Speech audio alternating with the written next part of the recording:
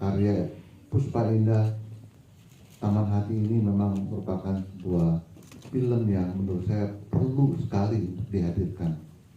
Banyak hal yang menarik kenapa film ini menjadi sesuatu yang ikonik. Kita tahu semenjak usai pandemi ini kita euforia nonton konser, dan rasanya Puspa Indah Taman Hati ini bisa membuat kita nonton dan menjadikan gedung bioskop untuk berkonser liar. Saya yakin banyak yang ikut bernyanyi, mungkin dilisankan atau dalam hatinya, dan 8 lagu yang menghiasi film ini menjadi sesuatu yang sangat menarik. Tapi yang juga penting adalah film ini adalah sebuah bukti integritas filmmaker dan juga apresiasi penonton terhadap sebuah karya film. Bayangkan 43 tahun yang lalu, novel Puspa Indah Taman Hati dibuat oleh Edi D. Iskandar, sangat visionary. Dia melihat ada 2 karakter perempuan, Ratna dan Marlina. Tapi pada 43 tahun yang lalu, tapi tolong ini jangan di spoiler ya. Pada 43 tahun yang lalu, yang dimenangkan adalah Ratna. Gali kembali dengan Ratna. Kenapa? Karena pada waktu itu filmmakernya ikut selera penonton, selera pasar, sehingga tidak memikirkan tentang masalah integritas, tentang hal yang sebetulnya siapa yang harus dimenangkan. Kita hidup di masa lalu atau masa depan, orang yang membuat kita ingin menjadi orang lain atau orang yang membuat diri kita ingin jadi diri kita sendiri. Saya yakin kalau Prilly ditanya hari ini, Prilly hari ini hadir sebagai Marlina, bukan sebagai Ratna. Dan inilah sebuah film yang menurut saya sangat butuh, sangat dekat, sangat relate dengan situasi hari ini. Bayangkan dalam film ini kita sebuah kisah yang dibikin sekian tahun yang lalu ya, tapi begitu dekat dengan hari ini gitu. Dan Montitiwa telah menyampaikannya dengan sangat menarik. Mas Alif menulis skripnya luar biasa, pemainnya istimewa, perubahan Gali dari dulu di Kita Cinta yang menjadi film yang trending terus di Netflix selama berminggu-minggu, berbeda sekali dengan Gali hari ini, ya kan? Dengan gaya lagunya yang cewek rumpi tadi, cewek rumpinya ada di 2 di belakang. Ada Awang pro Awang, ada Gali pro Gali. Ini nggak punya sikap banget cewek rumpi. Sebenarnya masih doang Pak, diajak ditraktir makan, ya kan? Dan ya banyak hal yang akan membuat kita geli sendiri, kayak udah lengket kayak lem iPhone, sewot, ya, berarti ya, berdebat, ya kan? Jadi hal-hal yang menurut saya ini film yang sangat menghibur dan berbicara tentang sejarah juga, karena bagi pencinta film ya nggak nonton Puspa Indah rasanya nggak paham gimana sebuah proses metamorfosis sebuah karya film dari waktu ke waktu. Itu yang menjadi kegelisahan saya pada waktu itu. Kenapa kok jadiannya begini gitu. Sehingga pada waktu saya ingin mengadaptasi kembali novel itu yang saya bicara dengan Kang Edi, yang mohon maaf hari ini nggak bisa hadir. Beliau di Bandung, tapi ada perwakilannya di sini. Selamat datang. Nah pada waktu itu juga yang saya ingin sampaikan, ya kan. Dan juga ada beberapa hal yang membuat kita ini bimbang sebetulnya. Marlina pemerannya kan sama dengan Ratna. Bagaimana ini membuatnya berbeda? Dan itu memang butuh PR yang cukup banyak. Ya kalau kalian perhatikan, Ratna pakai apa namanya, andeng-andeng ya. Iya. Tai lalat ya. Iya. Tapi Marlina bersih ya, lebih optimistik, lebih ya. Jadi banyak hal yang kita lakukan sehingga ya zaman dulu ya telok sama itu, sekarang kita melihat ada perbedaannya. Jadi ya memang ini film yang bonusnya bagi penonton luar biasa, nggak cukup 1 Prilly, ada 2 Prilly. Tepuk tangan dong. Ada 3 lagu loh yang dinyanyiin oleh Prilly yang luar biasa, dan ya menurut saya tolong kabarkan, tapi tolong jangan kabarkan tentang siapa yang dipilih oleh kalian. Sebetulnya dari kalau boleh milih ya sebagai director, kalau bisa film seperti ini yang saya bikin setiap syuting, syuting karena dua elemen yang paling bikin saya pertama kali jatuh cinta sama film ada kan, drama dan musik. Tapi sayangnya tidak semua film punya konsep seperti ini kan, di mana drama dan musik sama-sama berperan cukup besar untuk membawa cerita. Banyak film rata-rata ya kalau musiknya dihilangkan, lagunya dihilangkan, ya filmnya baik-baik aja gitu. Tapi kalau ini kan enggak, kalau lagu Cewek Lumpi ditarik kan udah nggak selesai kan. Iya betul. Tapi yang paling bikin saya seneng bikin ini adalah tantangannya sih. Ini dua tantangan terberat sampai saat ini ya saya berkarir di film. Ada dua. Pertama, bikin Prilly jadi dua. Orang tuanya aja was-was. Apalagi saya. Pak Monty yakin mau dibikin dua anak ini? Satu aja udah bikin pusing. Satu aja kita udah pusing. Ya, tapi itu ya, maksudnya sekali lagi itu sebuah testimoni range actingnya Prilly. Saya sih dari awal ya, yakin bisa, cuma lebih ke kekhawatiran teknis aja sebetulnya, tapi emang didukung sama kru, visual kita juga yang sangat mumpuni, akhirnya berhasil. Tantangan kedua paling berat adalah bikin saya joget ala Krisya. Itu sempat kita ada di daerah studio itu ya, studio musik di daerah Lebak Bulus. Kita rencana syuting jam 8 pagi. Akhirnya kita baru syuting jam 11-an gitu. Jadi ada sekitar 2,5 jam, 3 jam itu secara khusus kita pakai untuk ngelatih saya joget dance ala Krisya. Itu pun sempat membuat perpecahan di kru saya. Iya, karena sejam pertama ternyata dia masih kayaknya kurang luas gitu ya. Saya maksain banget gaya Krisya ya. Karena dari jenis lagunya kan tipikal lagu-lagu Krisya saat itu kan. Ya. Jadi di otak saya ya ini harus gayanya Krisya nih. Saya nggak bisa ngebayangin gaya yang lain. Ya sejam pertama ya saya kelihatan banget sih sangat struggle ya. Cuman akhirnya perpecahan di kru saya, sempat saya dibisikin, Pak Mon ini bisa nggak kelar-kelar nih. Kita kayaknya terlalu jauh berharap saya ke arah Krisya. Mau kita lebih realistis nggak? Maksudnya apa nih realistis? Jangan Krisya terlalu jauh buat dia. Gimana kalau Julius Sitanggang? Karena sama-sama Batak. Marganya sama lagi kan. Ya, tapi ya enggak ya, maksudnya lepas dari keistimewaan Julius Sitanggang sebagai salah satu ikon tahun 80 saat itu, tetap buat saya lagunya harus gayanya Krisya. Akhirnya tambah 2 jam lagi latihan dan saya masih ada videonya kalau nanti mau proses latihannya ya saya. Tapi itu ya 3 jam yang justru buat saya jadi semakin melihat lagi betapa potensialnya anak-anak muda sekarang yang saya lihat di Yesaya ya.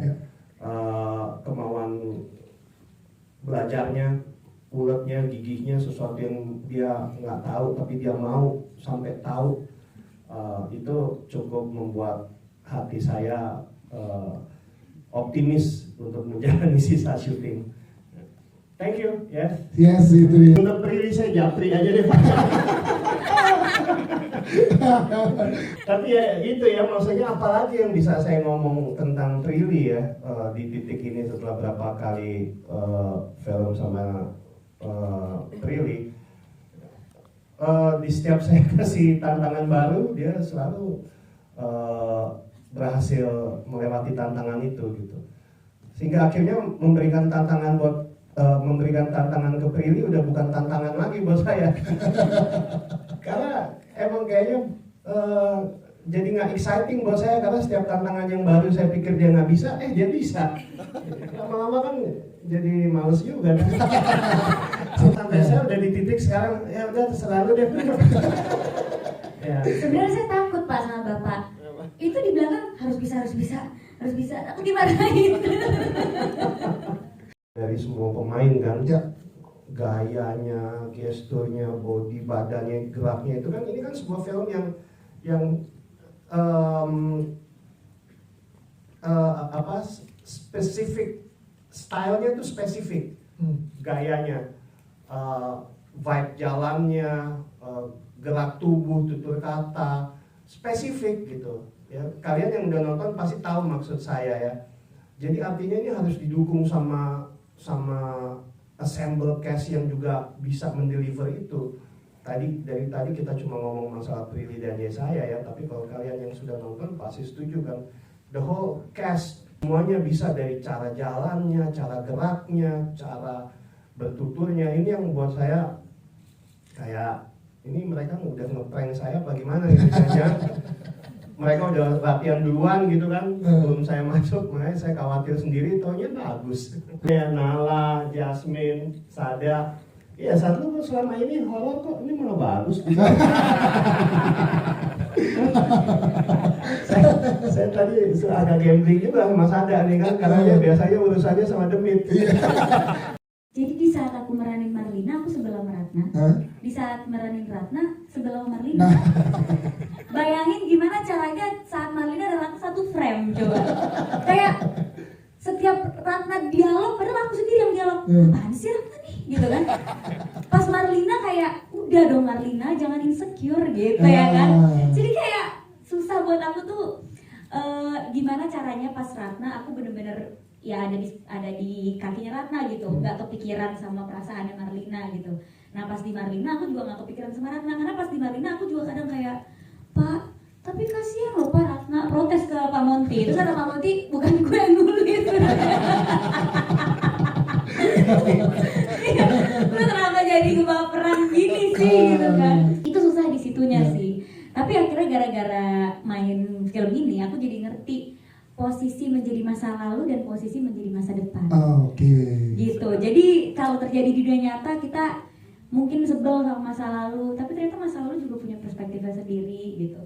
Masa depan mungkin insecure sama masa lalu, atau yang sekarang lagi ngetren. Kebetulan banget loh film ini mau tayang, ada tren di TikTok. Kemarin pas 17-an, ngapain ikut lomba? Kan lu udah pasti kalah sama masa lalunya. Ada tren itu gitu tiba-tiba. Terus di TikTok tiba-tiba kayak, percumalah jadi yang terbaik, masa lalu selalu menjadi pemenang. Jadi Gen Z ini kalau nonton Puspa Indah akan bisa relate sama masalah yang sekarang kita hadapi gitu. Dimana kadang kita selalu menganggap kalau cowok itu jatuh cinta sekali sisanya melanjutkan hidup kan. Padahal cinta itu akan terus tumbuh, gak mungkin cuma jatuh cinta sekali. Nah di film ini banyak pelajaran soal masa depan, masa lalu. Gimana kita kalau sama orang yang kita cinta banget, tapi ngebuat kita jadi orang lain. Pas sama orang baru, kita malah jadi diri sendiri. Jadi gimana caranya kita mencintai orang, tapi juga tidak kehilangan diri sendiri. Jadi saat itu quotes itu rame kan? Ya, terus ada juga yang ceritanya duet sama Gali, perform sendiri gitu. Tapi sebenarnya lebih susah ngedance sih saya. Karena saya ngedance TikTok aja nggak bagus. Nah tiba-tiba ini harus ngedance di film gitu, film yang besar gitu. Itu mau nangis ya rasanya ya. Kayak aduh gimana ini kalau misalnya sampai dance-nya kaku gitu. Ya aku punya problem yang sama kayak saya. Susah banget gerakannya, padahal kok kalau Nala yang ngedance gampang ya. Pas aku yang ngedance kok jadi aneh gitu loh. Jadi itu benar-benar aku harus pede banget. Dan waktu itu juga dikasih waktu juga ya, kita sama Pak Monty buat latihan gitu ya. Sampai kayak, Pak saya nyerah aja Pak, saya nggak bisa joget kayak gini gitu, ngedance kayak gini takutnya jelek.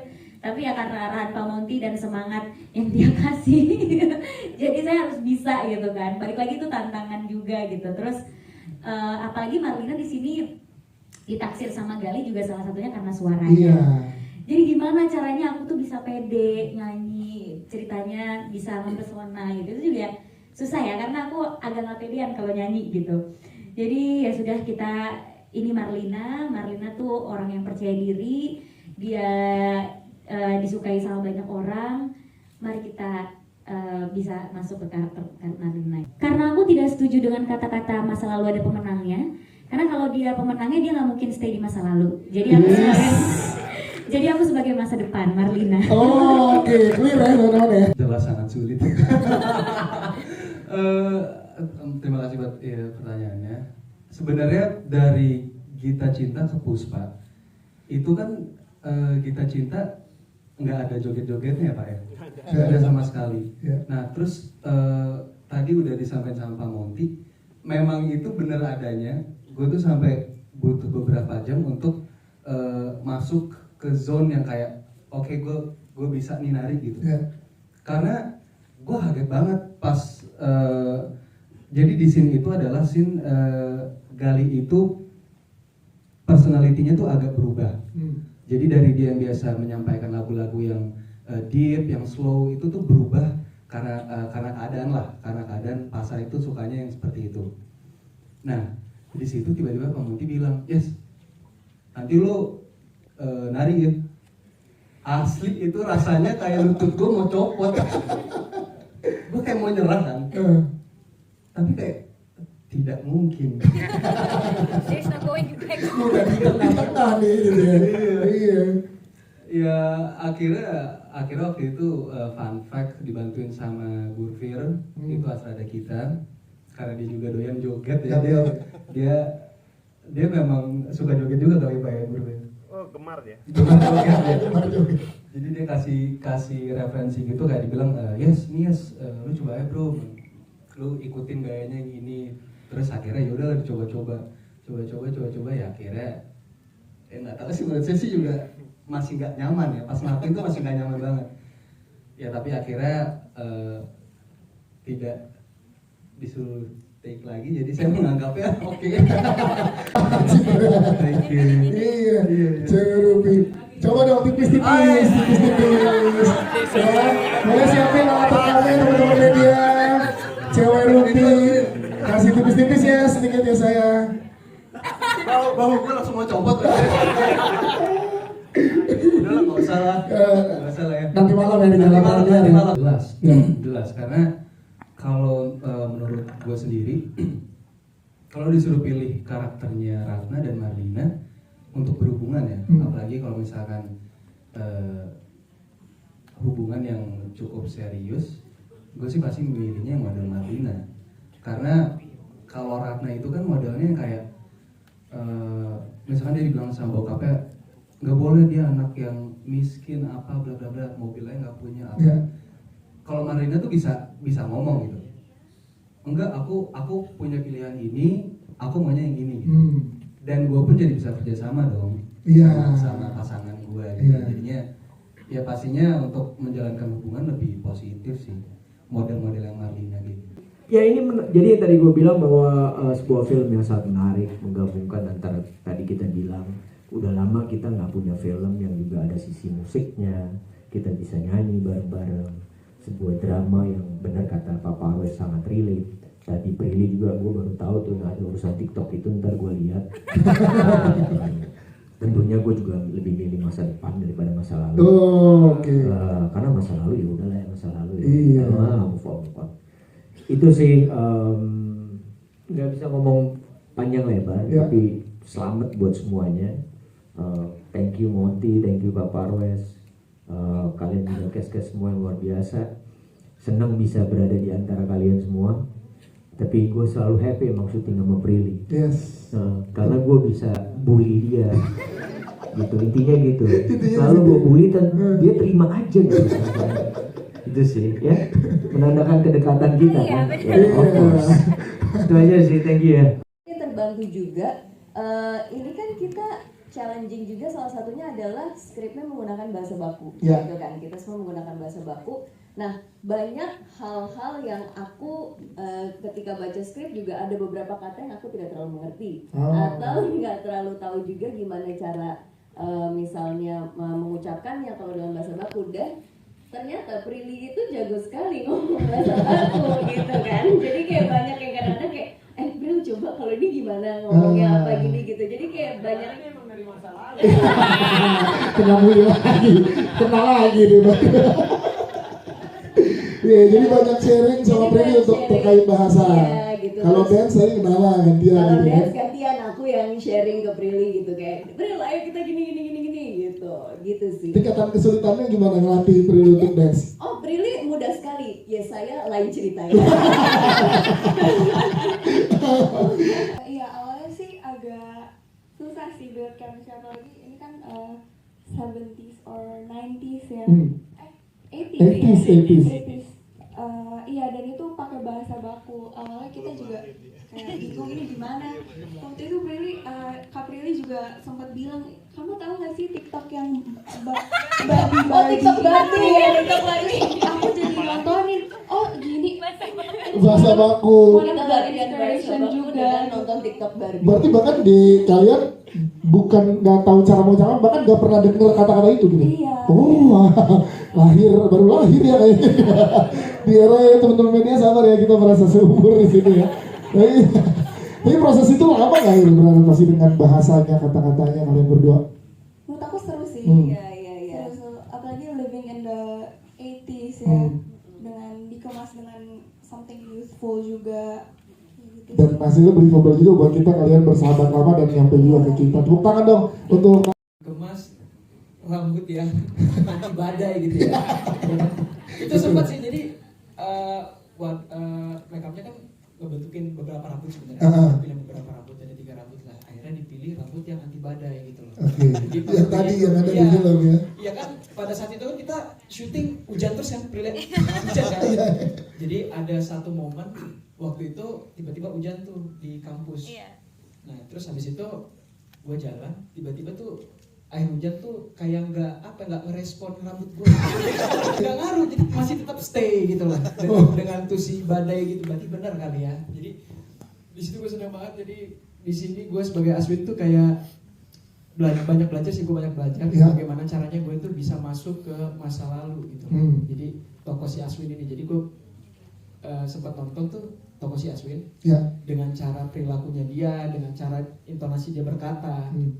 Terus gue sempat kayak mikir, aduh gue nggak bisa kali ya gini karena gue belum pernah sama sekali gitu.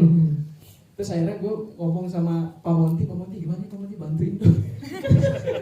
Akhirnya bantu sama Pak Monty, akhirnya alhamdulillah seiring waktu berjalan akhirnya gue bisa masuk ke dalam karakter si Aswin itu. Dan Prilly juga ngebantu banget sih, karena kan lebih sering bareng berdua ya. Iya gitu. Ya walaupun cinta gue nggak terbalaskan ya.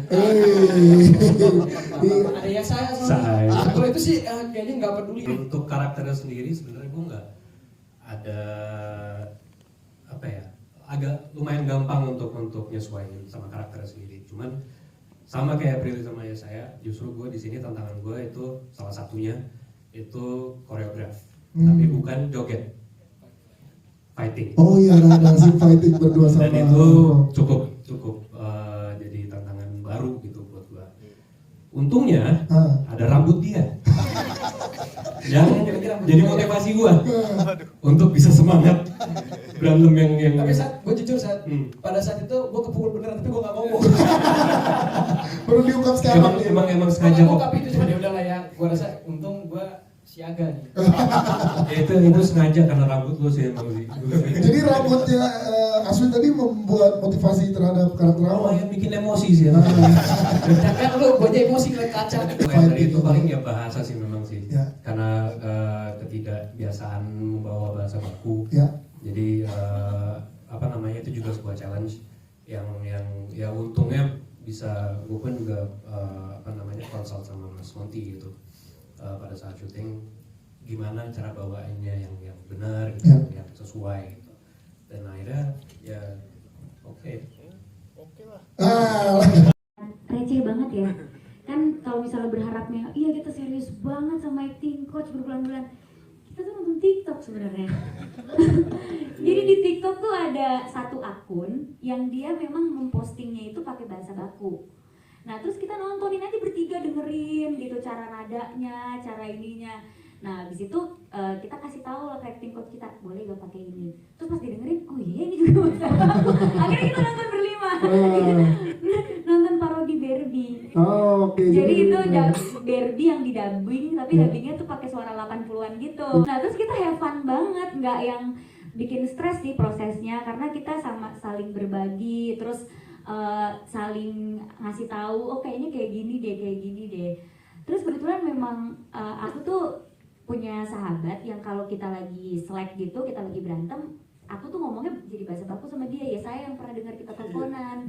Terus Pri, lo lagi ngomong sama siapa sih? Kok lo kayak reading? Terus aku bilang, enggak, ini emang temen gue kalau marah dia langsung berubah modenya nih, jadi kayak bahasa baku, terus gue jadi ikut-ikutan. Nah jadi sebenarnya kalau aku udah biasa ngomong kayak gitu di keseharian. Nah terus supaya belajarnya tuh fun, kita nonton video-video yang kita suka, tapi yang memang pakai dialog 80-an supaya nggak terasa berat kan. Karena kan kemarin tuh gimana ya caranya ngomongnya pakai tahun 80-an tapi natural, karena yang disuruh sama Pak Monty gue nggak mau tahu ya gitu kan. Pokoknya harus natural, harus jujur, nggak boleh kedengeran aneh.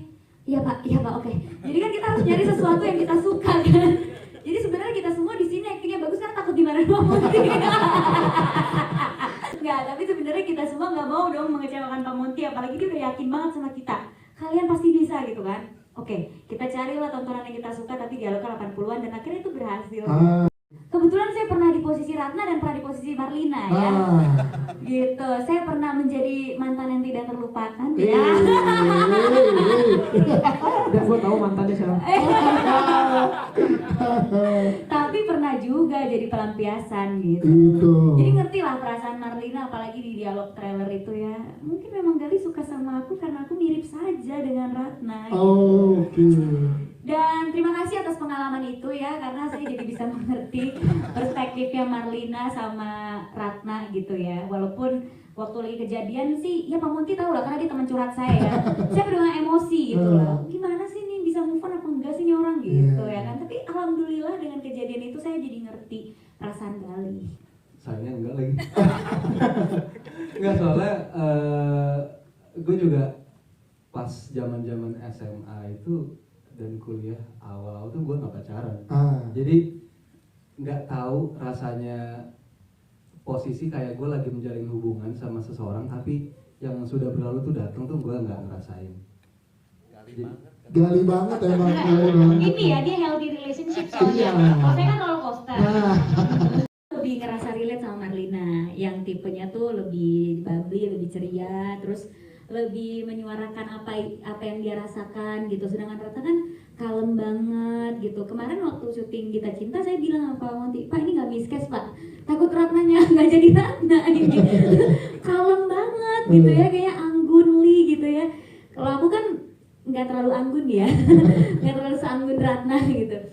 Aku mungkin energinya lebih kayak Marlina gitu. Cheerful gitu ya. Iya, lebih banyak ketawa gitu. Kalau Ratna kan dia lebih mendem ke dalam, lebih mendem perasaan dia, apapun yang dia rasain ke Gali tuh kadang dia simpen sendiri gitu.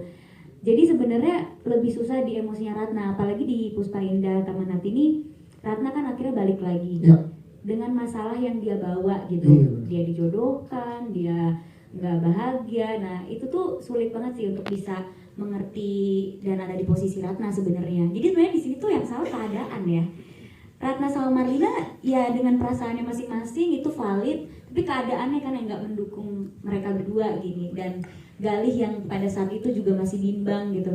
Jadi pas aku mainin Ratna ada satu adegan yang susah banget emosi dan sedih banget, dan di situ aku langsung kayak kasihan ya Ratna. Itu aku baper sampai 3 hari lah. Mikirin Ratna gitu, gimana ya Pak Ratna? Bisa gak lo gak usah baper mas skrip ini kan victim ya. Kenapa lo ngurusin sih gitu?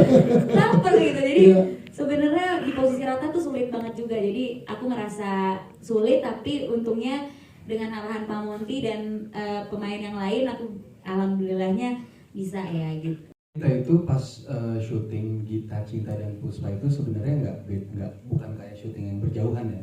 Jadi kita syutingnya itu nyambung, dan jadi kita nggak perlu ngejaga chemistry kalau misalkan kita syutingnya kayak 1 tahun setelah itu kan kayak mungkin perlu nge-build chemistry lagi ya.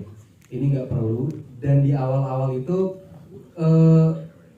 aku sih sempat agak kayak aduh gimana nih masuk ke Prilly ya. Dan aku baru pertama kali seproject sama Prilly di sini. Jadi begitu ketemu sama Prilly tuh kayak kalau gue lihat di Instagram tuh kayak wah ini cewek serius, terus habis itu yang ngomongnya tuh nggak bisa diajak bercanda kayaknya gitu. Ya kan? Di awal. Di awal. Nah, setelah masuk ternyata itu bohong.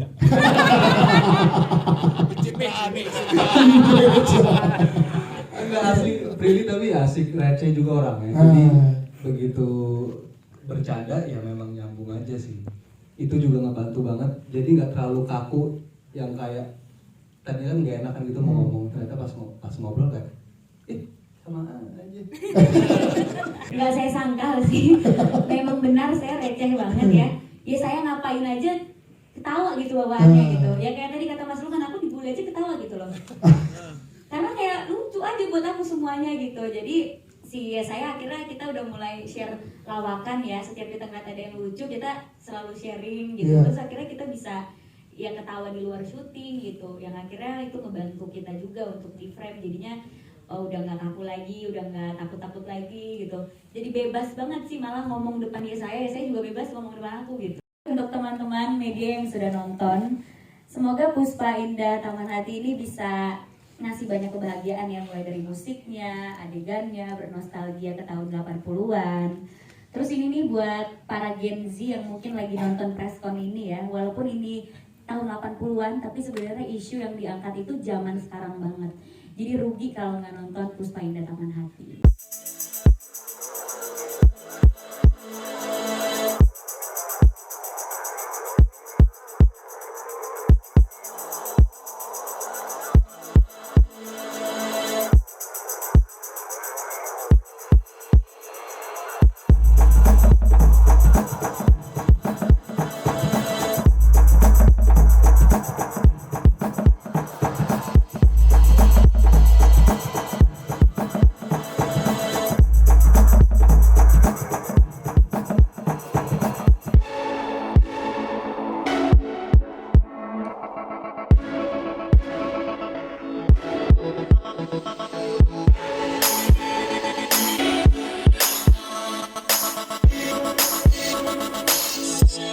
We'll be right back.